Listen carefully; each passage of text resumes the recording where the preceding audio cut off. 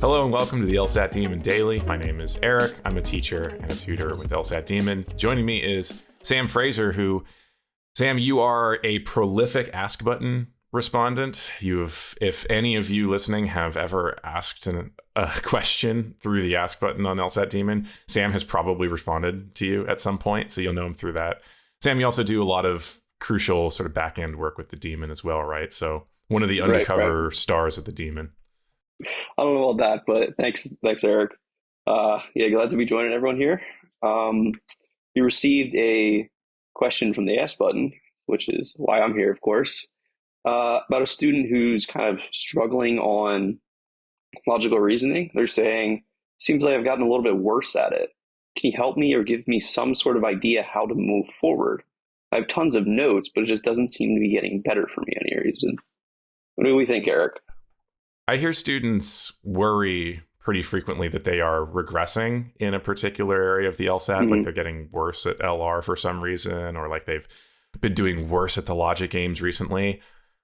I tend to think that that's probably not the case, that there is just so right off the bat, we can talk about the other issues here, but right off the bat, if you think you're getting worse at the LSAT, you're probably not. You're probably just seeing some very normal fluctuations in your scores, and it's totally normal for people to have ranges in their section scores and their PT scores, also just in like how you feel on any given day in your ability on the test. That's going to fluctuate. That's totally natural. It doesn't mean you're getting worse at the test. I mean, if you picked up a bad habit along the way, sure, that could do something, but most of the time it's just you're just having a bad day today. It's not that, oh, I suddenly forgot everything I learned on the test. It's just, well, this thing happened today. My mental space is just terrible right now, and I'm not going to be thinking clearly about it. It happens to all of us. So don't think you're alone at that either if this is happening to you. Yeah, absolutely. Do you remember, Sam, what your range was when you took the test? Oh, yeah. It was 160 to 180. It was all over the place sometimes. I would have some months where I would score only in the mid 170s, and then all of a sudden I'd get a mid 160. I'm like, where did this come from? And then I'm like, well, I did have a terrible day today, and I would just rush through it, not even trying. Well, that's probably the reason. It's not because I just all of a sudden got worse. It's just because I had a bad day today. That's just the reality. For sure. And we will fixate on those short periods when it seems like we have not done so well. Yeah. So it's natural. Okay, but not to linger too long. And yes, also my range by the time I took the official test was like 168 to 180. So totally normal to have a variety of scores in there. But your response to this Ask Button correspondent, I think, was super helpful as just a summary of a few questions that you can ask yourself anytime you read an LR argument. And it, I think, just encapsulates what our approach to LR is. This process is the same no matter what your ability is, no matter whether you're getting better or plateaued or think you're getting worse. You can always come back to these three questions. So do you want to walk us through them? Yeah. So like Erik said, this is not just I'll do this in the beginning, then I'll just abandon it. I did these questions pretty much every single time when I took my official test for the last time. Right off the bat, I'm asking myself, okay, I just read this passage. What is the author's conclusion? What is the author trying to tell me here? And then, okay, in my own words now, why does the author think that conclusion's actually proven beyond a shadow of a doubt? And number three, why is the author probably wrong about that second question? Why might they be wrong? What is one possible area where their conclusion is not 100% proven? And I think just walking through those steps, it kind of simplifies the argument for your head. There's a lot of convoluted language, of course, on the LSAT of, well, this premise connects to this, and this is why, this is the conclusion. If you can just simplify it down to, well, yeah, here's the conclusion, and the author thinks that's proven because of this and this, it kind of helps you conceptualize the argument just that much easier. And it's not so much gibberish, really, on the LSAT. I love that. And I also love that you include the stipulation that you answer these questions in your own words. Why is that so important? If you're just repeating what the passage says verbatim, you're not really grappling with it enough. You're just repeating what the passage says verbatim. The way to simplify things is to make it make sense to you. The way I put arguments into my own words is not going to be the way you put arguments into your own words. We all have different experiences. We all have different strengths and understanding. Play to your strengths here. Play to your experiences. I love baseball and basketball. I try to put things in terms of those sports a lot of the time. If you're more of a soccer guy, don't try to put things in the terms of baseball and basketball, right? Like, make it make sense to you, however that may be, even if it's completely different to what everyone else is saying. It just matters that it makes sense to you.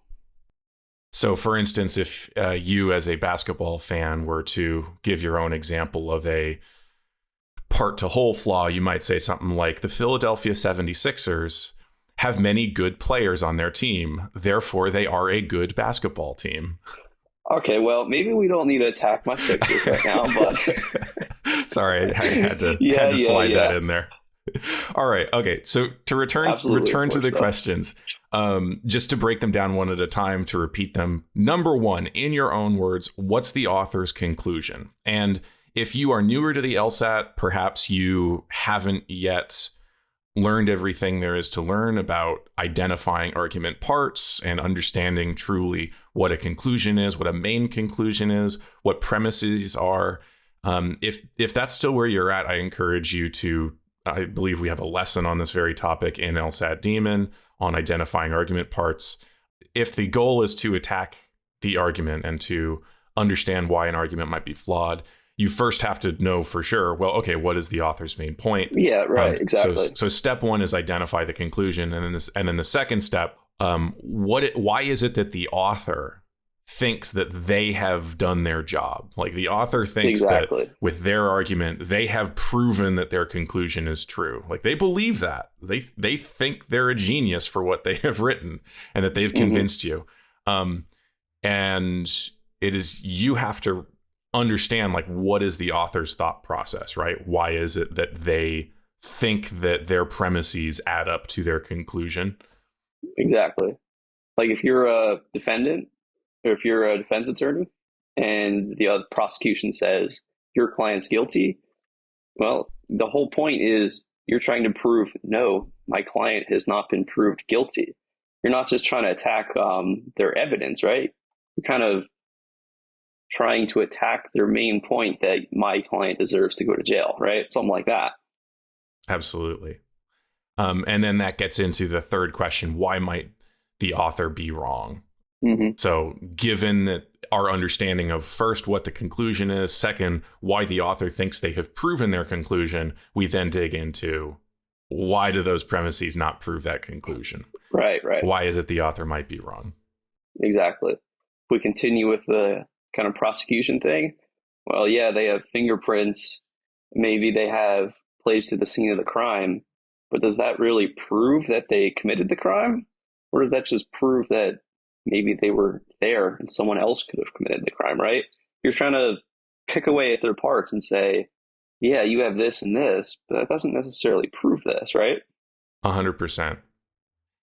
Now, Sam, when we have asked and answered these three questions, how does that allow us to more quickly and accurately answer these questions? Because, okay, maybe we identify a flaw in the argument, but it's not a flaw question. Why is it that this same pattern, these same three questions, are useful no matter what the eventual task is in the question?